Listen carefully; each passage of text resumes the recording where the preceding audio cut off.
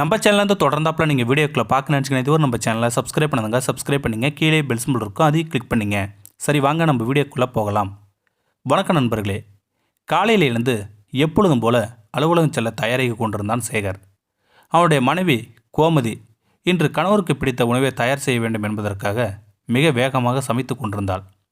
தினமும் செல்லும் நேரத்தை விட சற்று முன்னதாகவே புறப்பட்டான் சேகர். இதை பார்த்த மனைவி கோமதி, ஏன் அவ்வளோ சீக்கிரமாக போகிறீங்க என்று கேட்டாள். அலுவலகத்தில் கொஞ்சம் வேலை இருப்பதாக சொல்லிக்கொண்டே கிளம்பினான். நேற்றே சொல்லியிருந்தால் இன்னும் விரைவாக சமைத்திருப்பேனே, கொஞ்சம் பொறுங்கள், சமையல் முடியப் போகிறது என்றாள் மனைவி. எல்லாம் உன்னிடம் சொல்லிக்கொண்டே இருக்க வேண்டுமா? எனக்கு 1000 பிரச்சனை இருக்கிறது. ஒரு நாள் சாப்பிடாமல் போனால் ஒன்றும் செத்துவிட மாட்டேன். போய் நீ நன்றாக சாப்பிடு என்று சொல்லிவிட்டு விருட்டென்று வாகனத்தை எடுத்துச் சென்றான். மனைவி எதுவும் சொல்லாமல் உள்ளே சென்று சமையலை முடித்து இறக்கி வைத்துவிட்டு தானும் சாப்பிடாமல் துணிகளை துவைக்க சென்று விட்டாள். சேகர் ஒரு தபால் அலுவலகத்தில் வேலை செய்கிறான். அவருடைய மனைவி வீட்டில்தான் இருக்கிறாள். இருவரும் காதலித்து திருமணம் செய்து கொண்டவர்கள். வீட்டில் பெற்றோர்கள் சம்மதம் கிடைக்கவில்லை. அதனால் பெற்றோரிடம் சண்டை போட்டுவிட்டு தனக்கு சேர வேண்டிய சொத்தை பிரித்து வாங்கி கொண்டு தனியாக வந்து விட்டான். இருவருக்கும் திருமணமாகி 20 ஆண்டுகள் ஆகியும் குழந்தைகள் இல்லை. இது பெரிய மன உளைச்சலாகவே இருந்தது சேகருக்கு. சேகர் எதுவும் பேசாமல் செய்து வைத்த சாப்பாட்டை எடுத்துக்கொள்ளாமல் விருட்டென்று கிளம்பி போய்விட்டான். அலுவலகம் சேர்ந்த பிறகு தனது பணியை ஆரம்பித்தான். அப்பொழுது ஒரு வயதான முதியவர் தலையில் ஒரு பழக்கூடையை சுமந்தபடி வியர்வை சொட்ட சொட்ட வந்தார். மதிய நேரம், உச்சி வெயில் வேறு. பழக்கூடையை இறக்கி வைத்துவிட்டு அலுவலகத்தின் உள்ளே வந்தார்.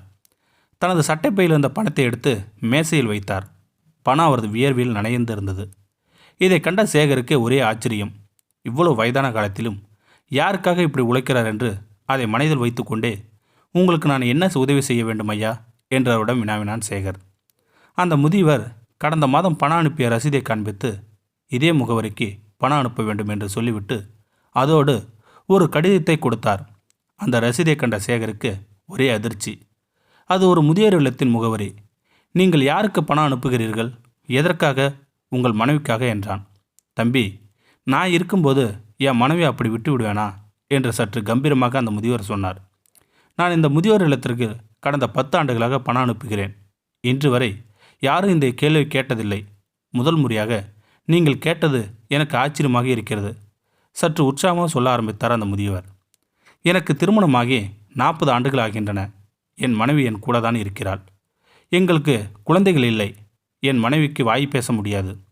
அவளுடைய குறையை பார்த்து யாருக்கும் அவள் அன்பு தெரியவில்லை. அவளுக்கு எல்லோரும் தன்னிடம் பேச வேண்டும் என்கிற ஆசை இருக்கு. ஆனால் யாரும் பேசதான் மாட்டார்கள். அவளின் தந்தையை மரணத்திற்கு பிறகு உறவுகளை எல்லாம் அவரவர் வேலையை பார்க்க சென்று விட்டனர். திருமண வயது வந்தது. ஆனால் பேச முடியாத காரணத்தால் அவளை திருமணம் செய்ய யாரும் முன் வரவில்லை. பிறகு எங்கள் பெற்றோர்கள் பேசி இருவருக்கும் திருமணம் நடந்தது. பிறகு காலங்கள் கடந்தது. எங்களை பெற்றோர்கள் எல்லாம் இறந்து போய்விட்டார்கள். எங்களுக்கு வயதாகிவிட்டது. அவளுக்கு உலகமே நான் மட்டும்தான். என்னை தவிர வேற யாருமே தெரியாது. ஒரு முறை நான் உடல்நலம் பாதிக்கப்பட்டு படுத்த படுக்கையாக இருந்தேன். வேலைக்கு செல்லாமல் கையில் பணம் வேறு இல்லை. அப்பொழுது மருந்து வாங்க வேண்டும் என்பதற்காக அவள் அம்மா நினைவாக வைத்திருந்த ஒரு தங்க குண்டுமணியை எனக்காக கடையில் விற்று விட்டாள்.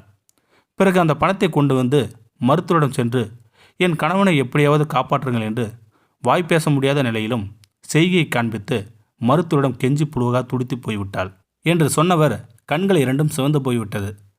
பிறகு நான் குணமாகி என் வேலையை செய்ய ஆரம்பித்தேன். தன்னை திடப்படுத்தி கொண்டு மீண்டும் தொடர்ந்தார் அந்த முதியவர். அப்பொழுதுதான் எனக்கு ஒரு சிந்தனை வந்தது.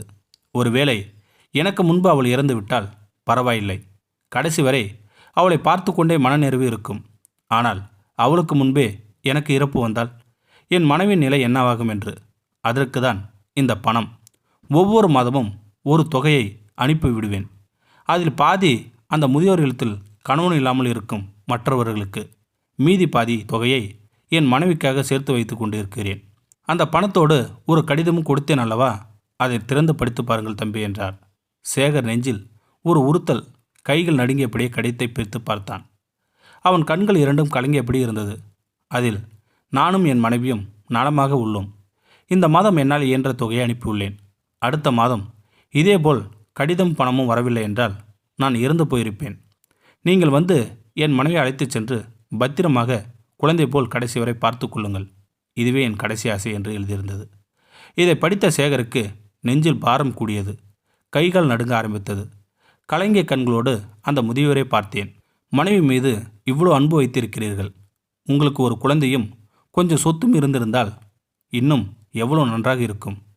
நீங்கள் உங்கள் மனைவிக்காக இவ்வளோ கஷ்டப்பட தேவையில்லையே என்று குரலில் ஒரு நடுக்கத்தோடு சொன்னான் சேகர். இதை கேட்ட முதியவர் சற்று சத்தமாய் சிரித்தார்.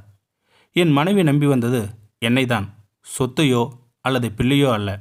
அவளுக்காக சுமக்கின்ற அந்த சுமையே ஒரு சுகந்தான் தம்பி என்று சொல்லிக்கொண்டே உச்சி வெயிலில் உற்சாகமாக பழக்கூடிய தலையில் வைத்தபடி ஒரு கையில் பிடித்து கொண்டு நடக்க ஆரம்பித்தார் அந்த முதியவர். சேகரின் கண்கள் கலங்கி நின்ற நீர் பெருதுளியாய் தரையில் விழுந்தது. தரையில் விழுந்தது கண்ணீர் துளி மட்டுமல்ல, அவனின் சுபாவம் கூட. வறுமையில் கணவனை நேசிக்கும் பெண்ணும் முதுமையில் மனைவியை நேசிக்கும் ஆணும்தான் உலகின் ஆகச்சிறந்த காதல் ஜோடிகள். எத்தனையோ ராதைகள் தன் கிருஷ்ணர்களின் கணவர்களின் அன்பிற்காக இன்னும் இயங்கிக் கொண்டுதான் உள்ளார்கள். கொண்டு செல்ல ஒன்றுமில்லை இவ்வுலகில், கொடுத்து சொல்வோம் உண்மையான அன்பை நாமே உலகம் என வாழ்பவர்களிடம். இந்த வீடியோ உங்களுக்கு பிடிச்சிருந்தா கமெண்ட் பாக்ஸில் கமெண்ட் பண்ணுங்கள். கூட உங்கள் ஃப்ரெண்ட்ஸுக்கு ஷேர் பண்ணுங்கள். இதுவரை நம்ம சேனலை சப்ஸ்கிரைப் பண்ணுங்கள். சப்ஸ்கிரைப் பண்ணிங்க. கீழே பெல் சிம்பல் இருக்கும், அதையும் கிளிக் பண்ணிங்க. தேங்க்யூ ஃபார் வாட்சிங்.